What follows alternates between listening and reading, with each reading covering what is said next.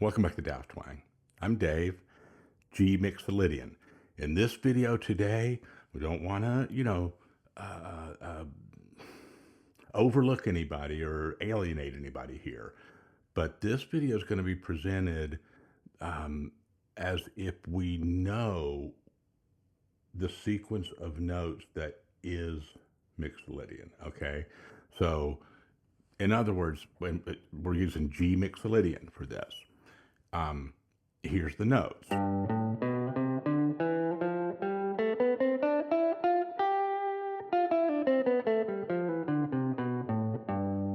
Okay, and it's the same river of notes no matter where you are on the neck, right?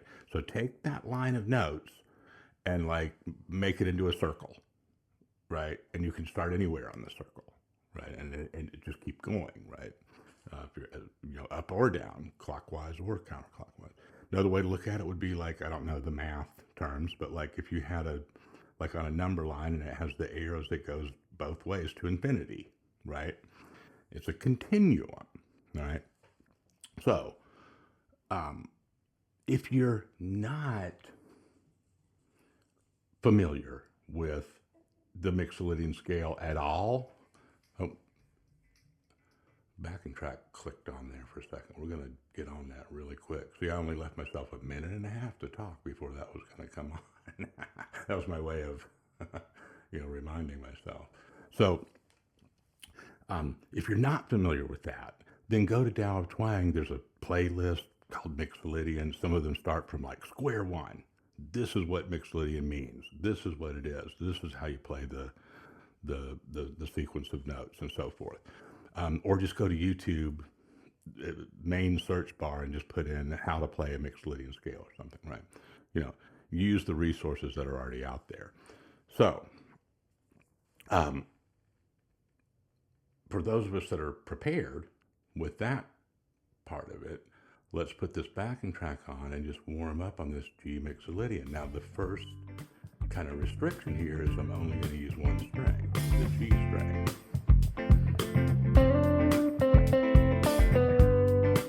Doesn't matter where you start, because remember, we took that G to G business and just made it into something where the river's flowing and you can step in there anywhere you want.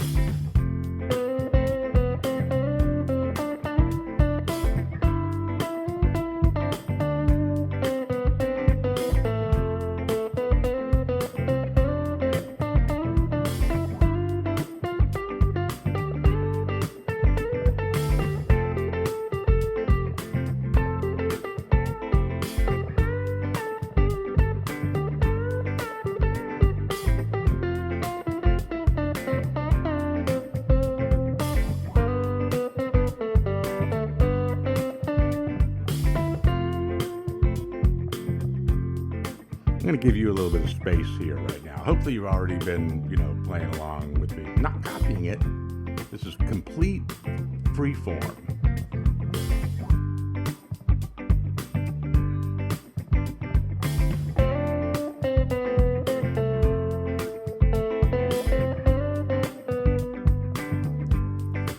Start phrasing it right away. Start making something out of it.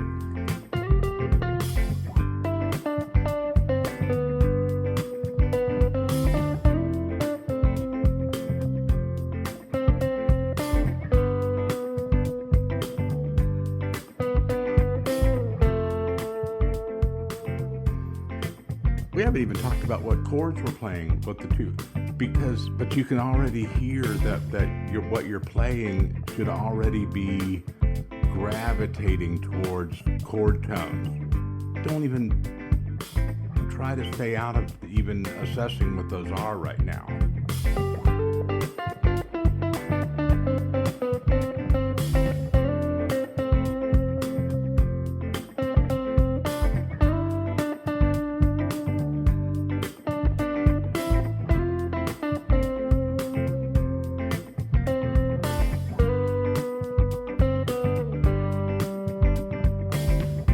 Okay, all right, so we've one-stringed it long enough probably. Now, reach up or down, I guess, to the next string, but go slow. Now here you want to like try to let let your ear make the choice, and don't judge the notes that you play that aren't in there, and you'll know it when they hit, but just adjust it and camp out in different parts of the neck until you feel comfortable.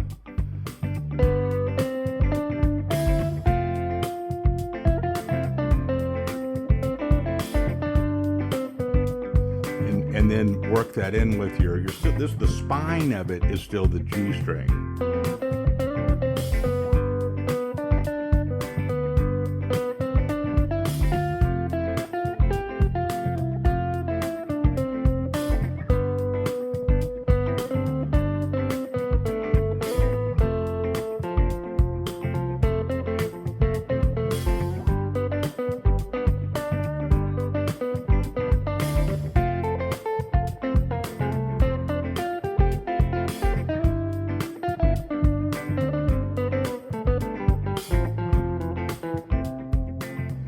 Okay, now,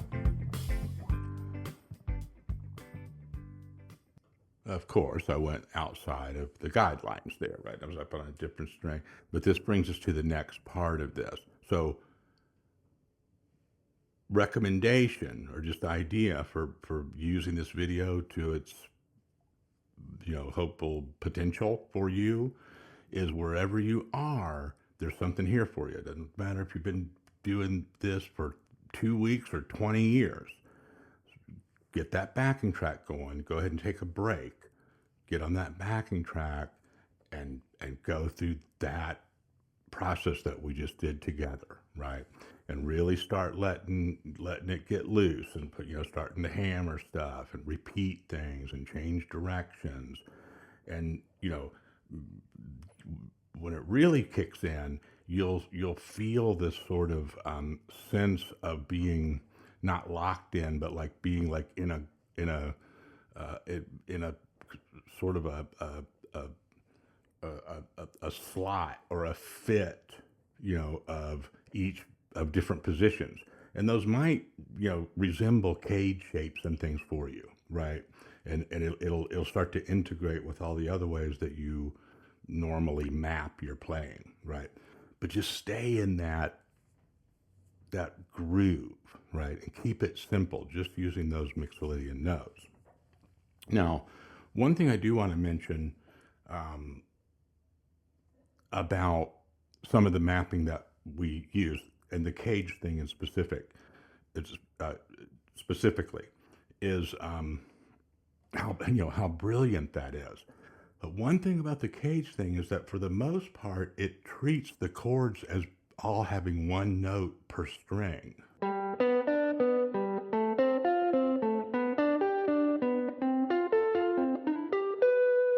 Okay, and have you ever noticed that when you're jamming or you're kind of practicing with a backing track or something, sometimes it gets like unruly or hard to handle, right? Well, how am I want to play this kind of repetitive, but it's hard to,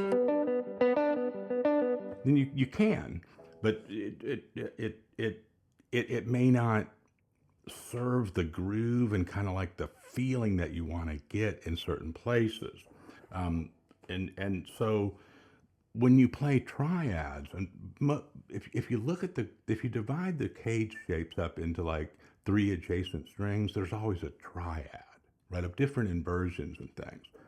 And if you're really articulate and you're like really mechanically,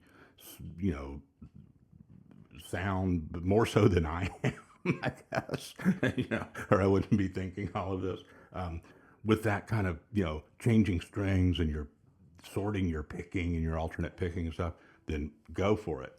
But sometimes it's just, you for one thing, it's hard to get a pull off or a hammer sound like that, right? You almost can't by definition because you're just using each string is just addressing one note. So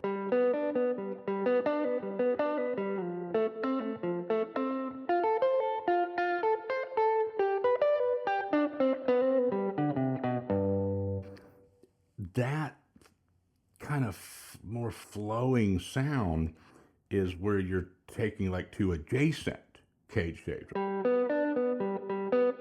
So it's kind of part of,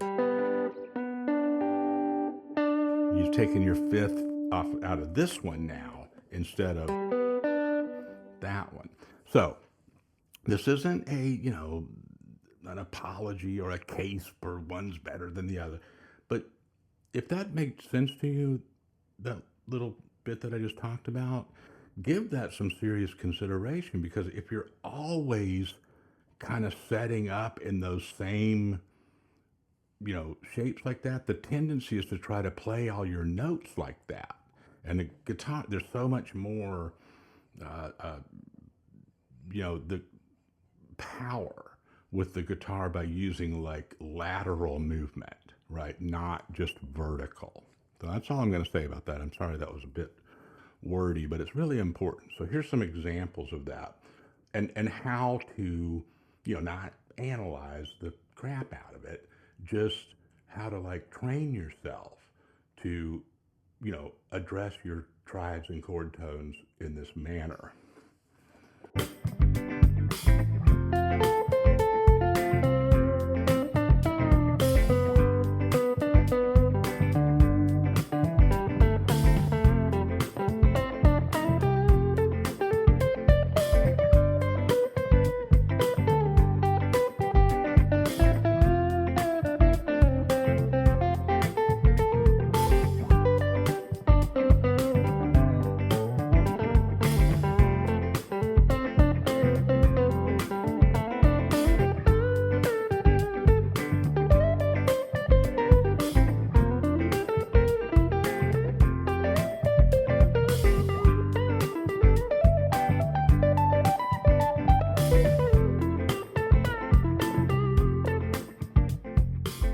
Okay. This is fun, so I don't want to get carried away. But so if I slow some of that stuff down, it's still cage shapes and stuff, right? I don't mean to just kind of make a, like I said, pit one against the other, but like see how they're connecting it.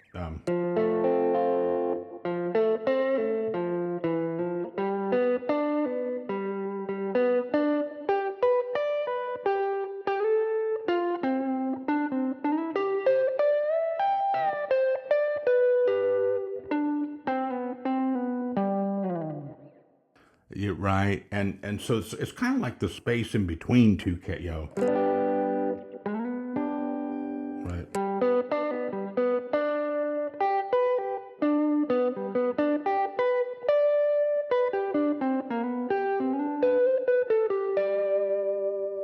Yeah, so just make sure that you're seeking out those octaves and fifths, and a lot of times this comes down to, in practical terms, kind of like, you know, selecting the string that you're already on to go from the third to the fifth, say, for example, instead of.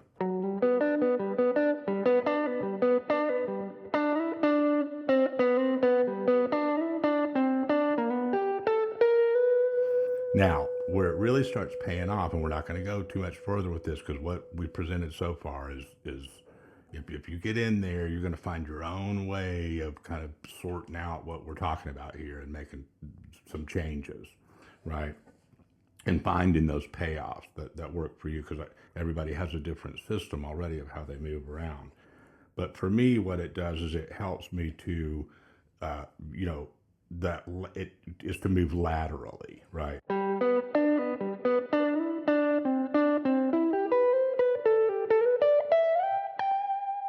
And that's where you just get all the sweetness from, right? The gliding, the switching to different positions and so forth, right?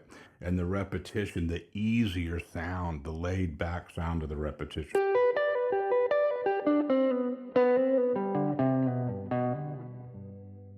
Right? And not that kind of, right? It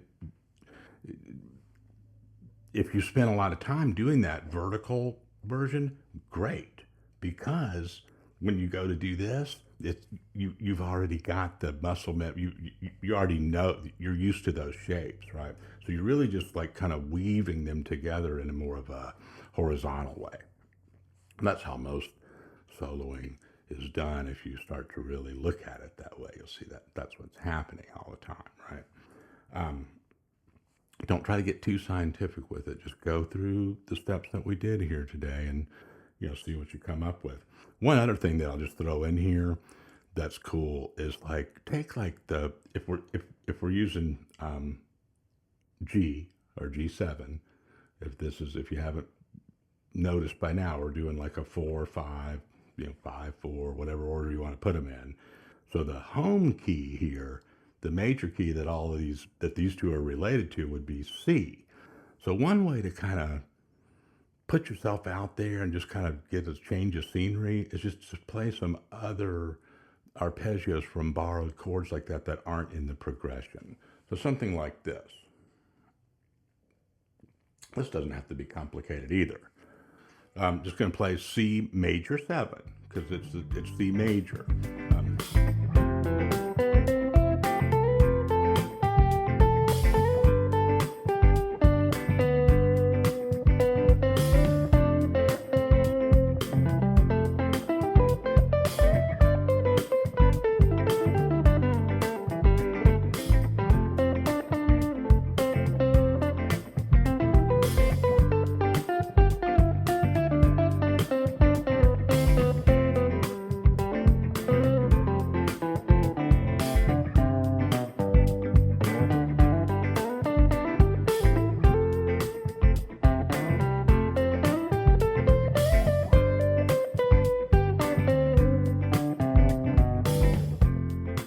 Right, sounds a little, a little heady or something, right? Like you're playing a lot of arpeggios and stuff, whatever. But hey, we're practicing, right? And then when you put your kind of major pentatonic, I even borrowed the C major pentatonic, if anybody noticed that, and stuck that in there over that, and got some pretty decent stuff, and it just prompts you to like end up in a different place, but then be able to adapt with a bend or a blues scale lick or something in there, right? There's a little more to this, and we're gonna keep going on this in other videos, but I don't want to try to slap too much of it together at once, or it just splatters the whole thing. The main thing is start off on that G string, get comfortable, expand to the string above it, the string below it, make sure that you're letting your hand go up and down to those lateral positions, and then throw some of those triads in there really deliberately, right? Just that use at least 2 of the notes are on one string.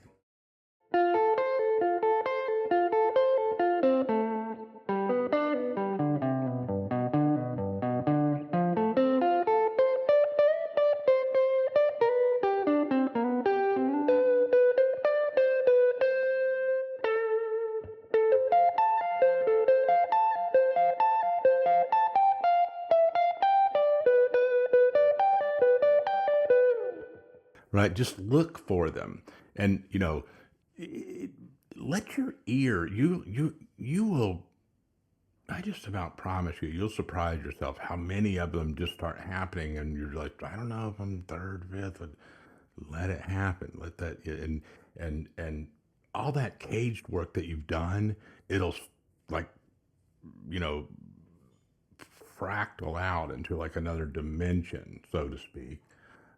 And don't worry if you're accounting for every little bit of it. Just let that stuff start flowing, man, and put that major pentatonic back in there with it. You'll feel it. All right, let me know how this goes for you. Appreciate you. See you next time.